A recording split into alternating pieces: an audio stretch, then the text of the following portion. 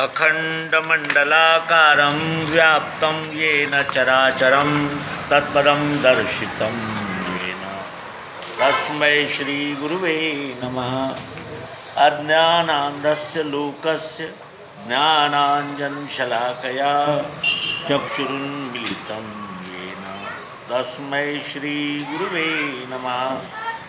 अध्यात्म विश्वविज्ञान YouTube channel पर उपस्थित अपने सभी मित्रों का पुनः हार्दिक स्वागत करते हुए आइए अब हम सर्वांग योग मालिका के अंतिम चरण 8वें अध्याय को जानने वाले हैं।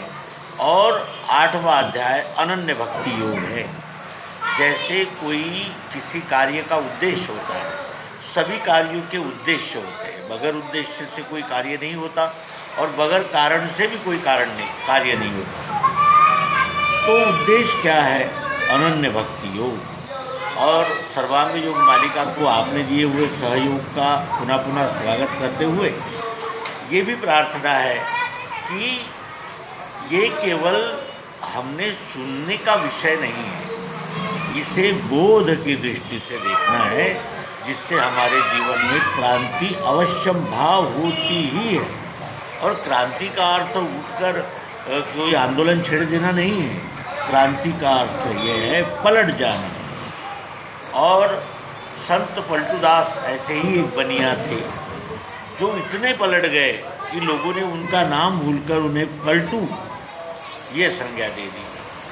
और धर्म के साथ ही न्याय रहता है, और न्याय अगर न हो तो इस विश्व में हाहाकार हो सकता है।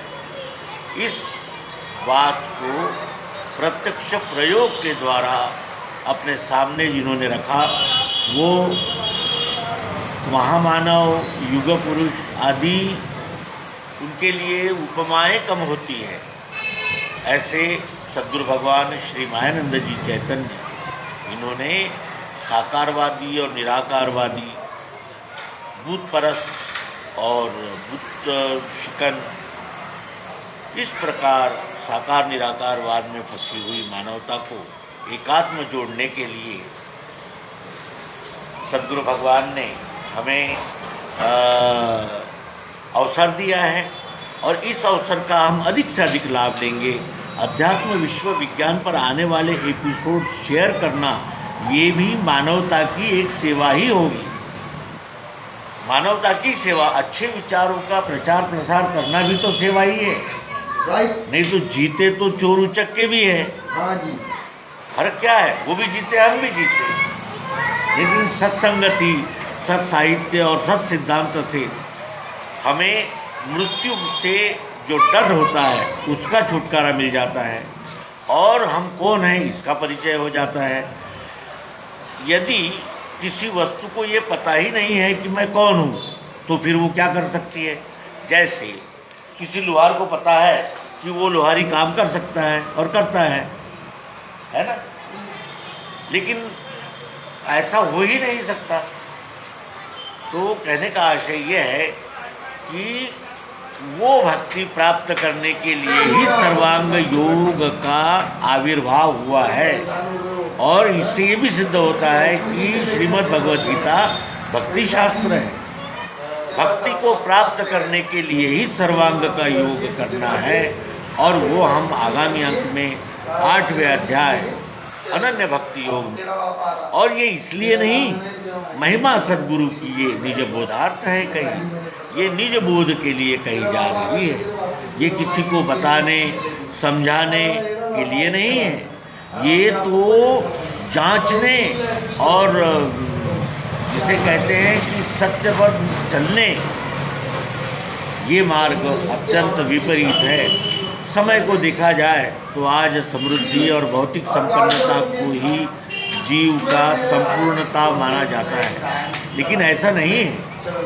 जीव केवल शरीर ही नहीं है, शरीर के अलावा भी कुछ है। और केवल शरीर को ही तृप्त रखने से हम तृप्त नहीं हो सकते, क्योंकि शरीर हमारा अंग है। दृश्य स्वरूप साकार ये शरीर है, और वो निराकार आत्मा इस शरीर के द्वारा कार्य कर रहा है। लेकिन कैसा है वो निर्लेप है। कार्य जीवात्मा कर रहा है, लेकिन आत्मा कैसा है? निर्लेप, वो स्थायी है, वो बदलता नहीं।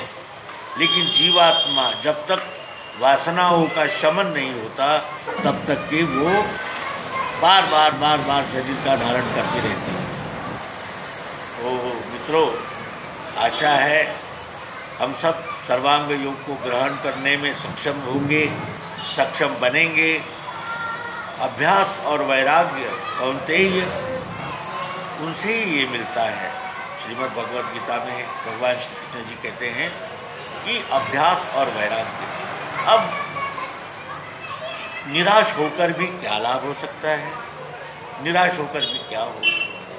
निराश व्यक्ति का तो डबल नुकसान होता है। एक तो वो आगे भी नहीं बढ़ता और दूसरा उसका कोई उपयोग भी नहीं होता। कहने का आशय ये है कि निराश नहीं हो सकते और हम जिस गुण के हैं वो गुणों को छोड़ नहीं सकते और कोई छोड़ भी नहीं सकता, केवल उन गुणों को शुद्ध करते हुए। जैसे हर इसमें 4 प्रकार है। एक है जो शोषण करते हैं, एक है जो पोषण करते हैं, कुछ बिचौलिए भी है।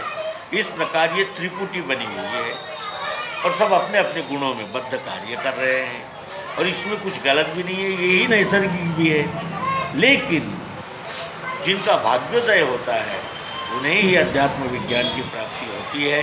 ये हम अपने स्वानुभव से कहते हुए इस संक्षिप्त अंक को विराम देंगे। नर्मदे हर, सद्गुरु भगवान की।